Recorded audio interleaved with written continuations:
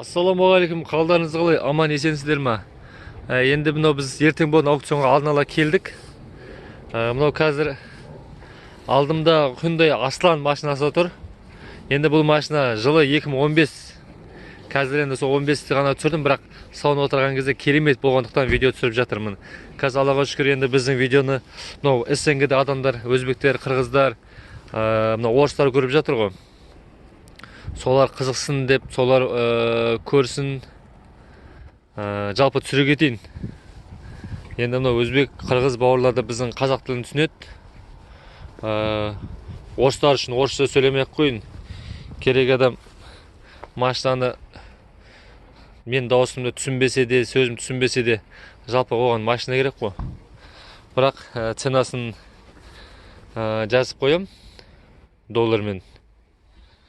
Соған қарап өздері керек адам звондайды.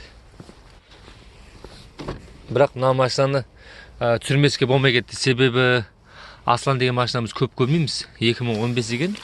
Бірақ көрген кезде де шыны керек. Мынау Hyundai компаниясы айтып жатырмын, күннен күнге мықты болып жатыр. Бірақ мына машинаны мен 2015 жылы шығып қойғанын даже білмейді екенмін. Себебі бұл машинаның бағасы қымбат. Бірақ мына жерде қазір бағасы арзан. 11 миллион вон старт бағасы. 10 мың. Енді флешка память толып қалды. Енді қараңыз, салон деген шыны керек сөзбен айтып жеткізе алмаймын. Жалпы комплектациясы жаман емес. Полный.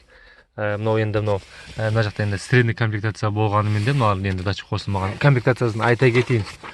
2015 171 мың жүрген, объемы 3, бензин. Мынау сыртқы кузовтарында ғана сырылған деген сияқты болған. Енді 2015-тен бері болады ғой. Бірақ основной ештеңке болмаған. Біз бұлардың барлығын қазір білеміз. Енді мынау машинаны ішіп отырып, не істеп отырып, машина тастап кеткен сияқты. Себебі мынау қараңыздар. Бұндай машинаны біз мынандай немен онша көрмейтінбіз. Почти көрмейтінбіз. Суырмасы бар екен тіпті. Жабылады. Мынау енді подогрев сиденья как положено. Вентиляторы бар, жылтатыны бар, подогрев несі бар, подогрев рулі бар. Мына драйв мод. Енді от алдырып көрейік.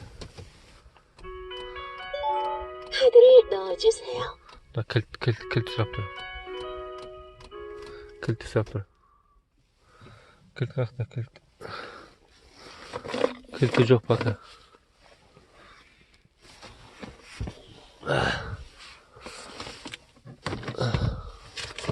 Кем яқты да жоқ екен. Кеқ басып өтпі.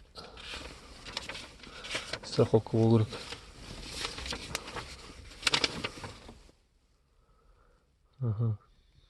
Я страховка сау.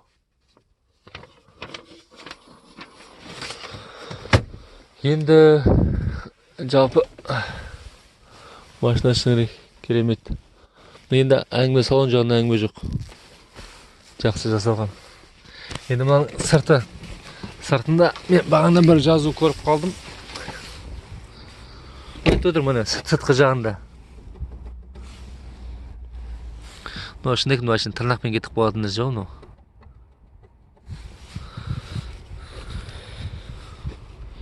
Шынекін біз енді мына жақта машинаның барлық қымбат. Себебі бұл жақта машиналар идеальное состояние. Мына Аслан деген.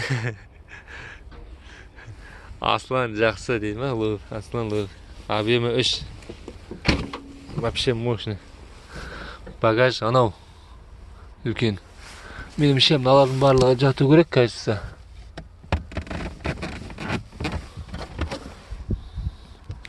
Запаска что-то жоқ. Мына жігіт гольф ойнайды дейді хозяин. Гольфтың шариктерін қойып қойыпты.